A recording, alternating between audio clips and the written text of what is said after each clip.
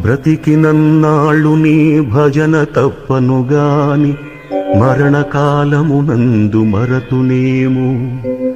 ఆ వేళ యమదూతలాగ్రహంబున వచ్చి ప్రాణముల్ పెకలించి పట్టునప్పుడు కఫవాత పైత్యముల్ కపగా భ్రమచేత కంపముద్భవమంది కష్టపడుచు నా జిహ్వతో నిన్ను నారాయణాయల్చు పిలుతునో శ్రమచేత పిలువలేనో.